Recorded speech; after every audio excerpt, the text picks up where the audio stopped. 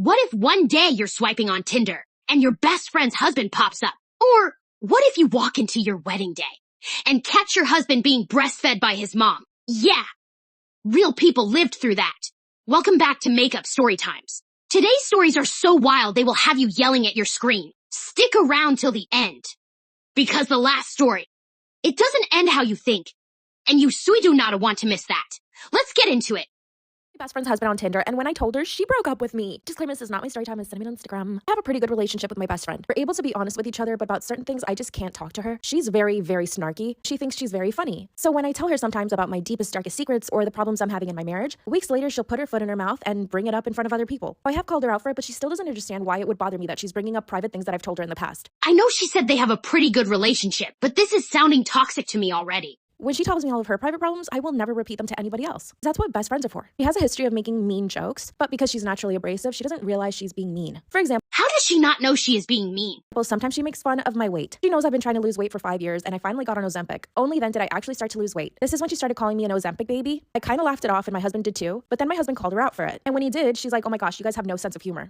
Is it just me, or do you guys also think that is just an excuse because you can have a sense of humor and not be mean? But this is what happened with her husband. My husband actually works for Tinder, and he asked me to download the app to look at some things. He kind of uses me like his guinea pig. It's actually pretty fun, and we do it together on the couch. As we're scrolling through the app, we see a very familiar picture. It happens to be my best friend's husband. When we click into the profile, he's posting pictures that he's literally taken with her at restaurants. By the way, my husband and I have a theory that he only married her because of her money. She comes from a really wealthy family, and he's way better looking than she is. And this just gets even worse. Go to part 2. I found my bestie's husband on Tinder, and when I told her about it, she broke up with me. Disclaimer, this is not my story time, it's on Instagram. Once my husband and I see the account, he goes on his work laptop and confirms that it's actually his account. My husband and I decided that I just needed to tell her. Now, my best friend is notorious for being very, very dramatic, so I was kind of not wanting to tell her, but I knew I had to. Okay, and a little side note. In part 1, I said that she's snarky and she has foot in the mouth syndrome and that she sometimes spills my secrets. So you're probably wondering why I would be best friends with her? Yes, I am pretty sure we are all wondering. But she's always been there for me. So I invite her out to a cafe the next morning, and as soon as we sit down, I start to cry. Comes over to comfort me, but I couldn't actually get the words out of my mouth, so I just pulled out my phone and showed her her husband's Tinder account. That's when she says, why are you showing this to me? And I told her I thought you'd want to know the truth. Then the most bizarre thing happened. She began to list off all the reasons I'm envious of her. That I've always wanted her life, that I envy her relationship with her perfect husband, that I envy her money, and that I wish I was as skinny as she is. But I defended myself quickly. I told her that of course I didn't feel those things, and that all I wanted to do was have her back and show her her husband's Tinder account. That's when she started telling me that even though her husband cheats on her, doesn't mean that I'm better than her. That my relationship with my husband is better. This is when I found out through another friend that she knew he had been cheating on her for 2 months on Tinder. That she's so desperate to keep him happy that she just ignores it, and she pays for all of his bills. Because I know for a fact this man does not work. She told my friend group that my husband and I are envious, and that we're starting to make up rumors about her husband cheating. So now we're the outcasts. What would you do in this situation? Because I definitely think it is time to cut Bestie off and go find better friends. What should I do? Cheated on me with his ex, so I made him believe that I was unalive. If you woke up one day and found out that your boyfriend blocked you off everything and went back to his ex, girl, what would you do? Because this next girl definitely took it to the extreme. So 6 months ago, my ex-boyfriend left me for, let's guess, let's take a guess, for his ex. Recurrent theme, everybody knows I look like I just got punched in the eye. But so he left me 6 months ago for his ex. Mind you, he was always talking badly about his ex. And one thing that I can say for a fact is if your boyfriend is talking trash about his ex-girlfriend, it means he still has feelings for her. This is something I've learned, and it is very true, because sometimes we're fooled and we think, oh, he hates his ex, he would never go back. No, if he has any feelings, because indifference is the opposite of love. Hate is not. So if he's talking about his ex filled with hate, there's something fishy. So he basically broke up with me in the worst way possible. He was always saying his ex was abusive, blah, blah, blah.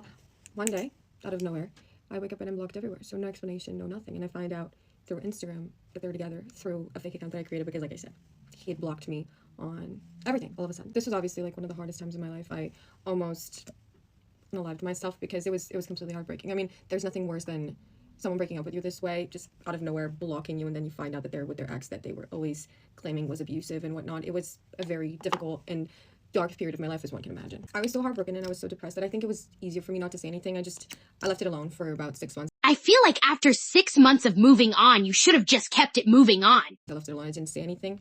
I was really bad. I knew he would eventually say something because it always is like this. They always do come back. So I did nothing. For 6 months, I did nothing. Absolutely nothing. And I moved on with my life as much as I could. But I knew one thing. I knew that if he ever were to come back, which I already said, I knew he would, I was going to do something. I was going to do something that would make him feel the guiltiest possible for what he had done to me. So I started thinking, what would that be? What would make someone feel the guiltiest possible for having done something like that?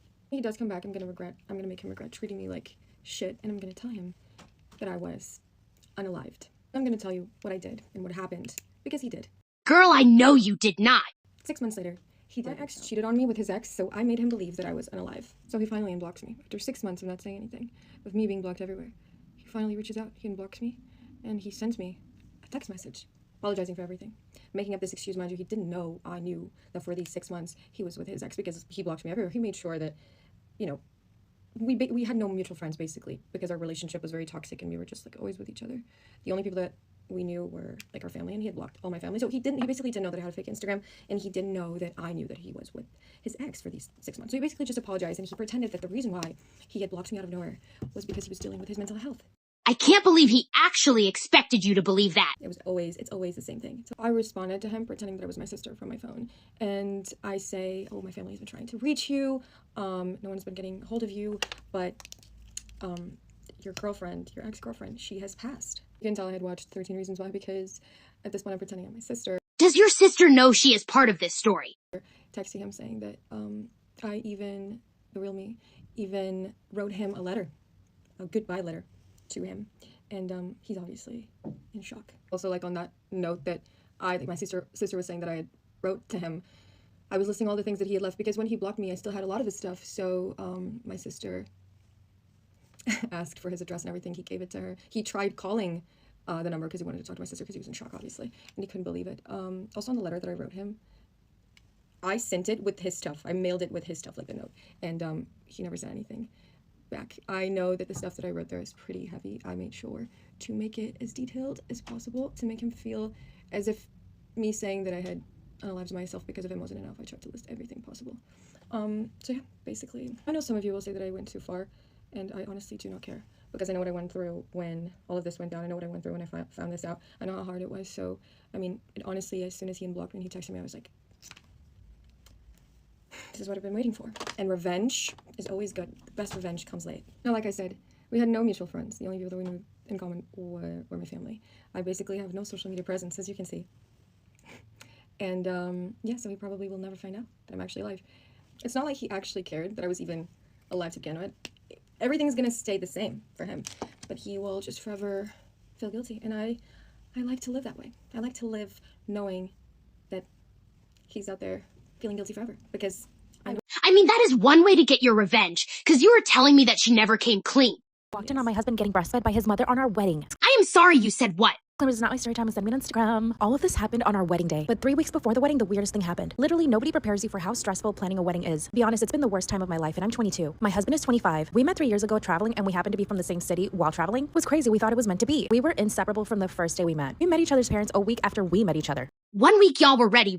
We integrated into each other's families flawlessly. We have the same values and morals. So moving in together was the logical next step. And it happened super quick. A month after meeting, we moved in together. He proposed to me almost a year ago. He comes from a super rich family. My family lives comfortably, but his parents are millionaires. So his mom hired a wedding planner, which is amazing because it's totally taken the stress off of us. Now for the wedding planning, we usually meet once a week with a wedding planner, and his mom always comes with us. On one of these meetings, I wasn't able to attend, so my husband and his mom met together. I knew that they were gonna get lunch afterwards, so I decided to surprise them. Instead of being at the restaurant they said they were gonna be in, they were in the parking lot. I could see their car. Now one thing about my mother-in-law, she always wears low-cut shirts. Now she's got great boobs, so I understand why. As I'm approaching the car, I can see my husband leaning into his mom's side. He's in the driver's seat, he's in the passenger. I thought, oh sweet, he has his head on her shoulder. But as I got closer, I realized his head was not on her shoulder. It was lower than that. As soon as I knock on the window, they both jump up. That's when out of the corner of my eye, I see her adjusting her top, her very low-cut top. And the first thing I thought was, wouldn't it be funny if he was breastfeeding? My mother-in-law accused me of spying on them. Should have known something was up the moment she started getting defensive, girl. I'm about to get on a flight. Part 2 will be up in 3 hours. My husband getting breastfed by his mother on our wedding day. Disclaimer, this is not my story time. I repeat, this is not my story time. And this is part 2. After the car incident, she accused me of spying on them. I had walked up to the car where they were parked and I saw his head really close to her chest and her trying to adjust her top really quickly. Said I was definitely not trying to spy on them and that I just saw their car parked there. But of course, my husband tried to play it all off. He said that his head was hurting and that he was just resting on her shoulder. But the problem is I couldn't get it out of my head. The way she was adjusting her top, it was so weird. And her accusing me of spying on them? Up until this point, my mother-in-law was always very cool with me. So for her to suddenly turn on me like this, I knew something was up. So later that night, I asked my husband what was going on. And of course, he said that I had scared them and that she was just reacting off of that. She keeps saying husband. Are you trying to tell me she married him after this? From this day on, I kept noticing all of her tops were super low cut. And And like I said in part 1, yes, she has great boobs, but now I was thinking she was wearing them for a different reason. This is when I also started noticing that she never wore a bra. Fast forward to our wedding day, we're at the church. My sister was the maid of honor and she was doing a great job at keeping me calm. I felt really stressed and I just felt weird about the whole thing with my mother-in-law. So I decided to go look for her and talk to her. This is when I was told she was with my husband, at the time my fiance. So I go to his dressing room, I knock on the door, but I don't hear anybody answer. So I decide to just walk in. This is when I see my mother-in-law's dress all the way down to her waist and my husband latched on to her boob. And she was holding on to him like a baby. That's when she yells at me to just get out. So I did. I was shocked and repulsed. As soon as I closed the door behind me, I thought, hell no, confront them now. I walk back in and he's telling her to put her dress on and he's trying to run after me. I told him no need. This is when she told me that this was none of my business and that this was a family thing.